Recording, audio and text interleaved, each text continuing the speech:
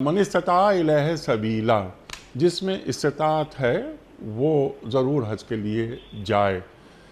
ہم یہ دیکھتے ہیں کہ ہم اپنے پاکستان میں کی بات کر لیں پہلے، یا پورے عالم اسلام میں وہ لوگ جن کے پاس استطاعت ہوتی ہے حج کرنے کی، لیکن اس کے باوجود وہ جاتے کیا ان کے ذہن کے کسی گوشے میں یہ بات نہیں آتی کہ اللہ نے اتنا سب کچھ ہمیں دیا ہے لیکن ہمیں حج بھی کرنا چاہیے۔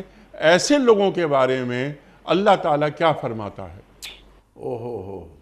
انیق صاحب، یہ جو فرمایا نا کہ وَمَن كَفَرَ فَإِنَّ اللَّهَ غَنِيٌّ عَنِ الْعَالَمِينَ، اللہ اکبر، یعنی فرضیت کا ذکر کرنے کے بعد فرمایا فَمَن كَفَرَ، جس نے کفر کیا۔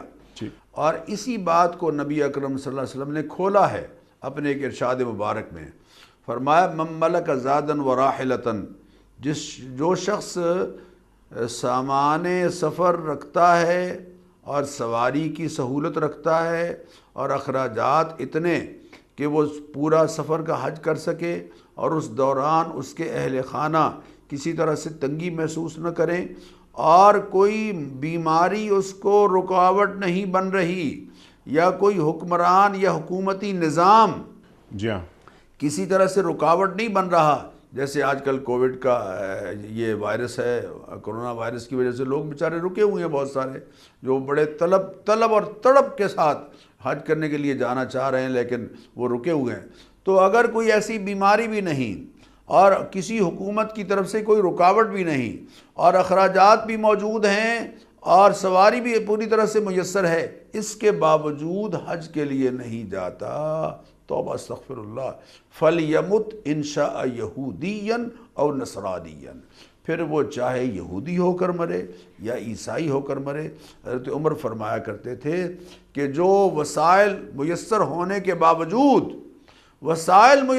کے باوجود حج پر نہیں جا رہا، میرا جی چاہتا ہے کہ میں اس پر جزیہ لاگو کروں، میں اس پر جو حفاظتی ٹیکس ہے جو غیر مسلموں پر جاری کیا جاتا ہے، میرا جی چاہتا ہے کہ وہ لگاؤں۔ کیوں؟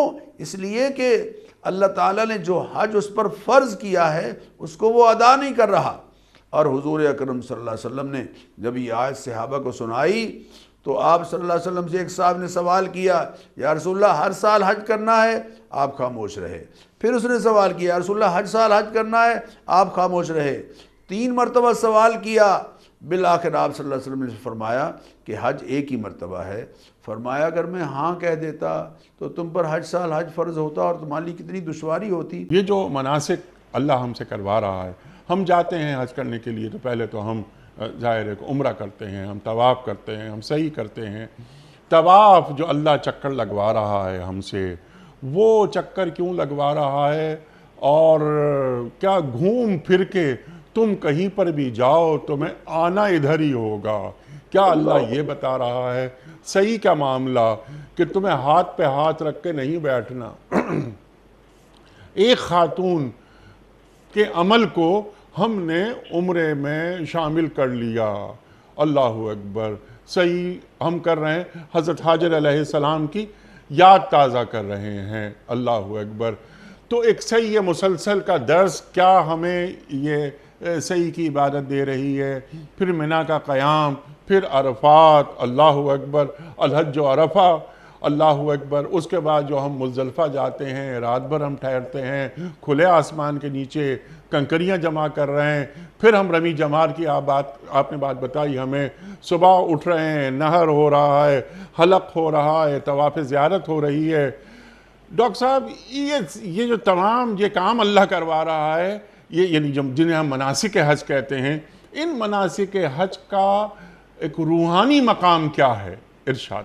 دیکھیے انیق صاحب، بات یہ ہے کہ میں نے پہلے بھی عرض کیا کہ یہ جتنے اعمال ہم بجا لا رہے ہیں حج میں، یعنی طواف ہے، چکر لگانا، بظاہر جس کو لوگ عبادت سمجھتے ہیں، رکوع میں جانا، سجدے میں جانا، پیشانی زمین پر رکھنا، وہ یہاں دکھائی نہیں دے رہی، نہ سعی میں دکھائی دے رہی ہے، نہ طواف میں دکھائی دے رہی ہے، نہ عرفات کے سفر میں آنے جانے میں دکھائی دے رہی ہے، نہ مزدلفہ میں، نہ ہی رمی جمار میں۔ جی، ساری بات جو اصل ہے وہ یہ ہے کہ دیکھو ہم نے تمہیں زندگی عطا کی ہے، اس کو ہماری مان کر گزارنا ہے تم نے، اس کو ویسے گزارو جیسے ہم کہتے ہیں۔ اگر ہم کہیں کہ تم چکر لگاؤ تو تمہارا چکر لگانا بھی عبادت بن جائے گا۔ یہ طواف جو ہے یہ حضور اکرم صلی اللہ علیہ وسلم نے جو ہمیں سکھایا ہے، 7 چکروں سے ایک طواف مکمل ہوتا ہے، یہ دراصل ایک نماز کی طرح ہے، صرف اس میں چلنا درست ہے، ورنہ نگاہیں نیچی رکھنی ہیں اور رجوع اللہ اور اللہ تعالیٰ کی خشیت کا استحضار ہونا چاہیے۔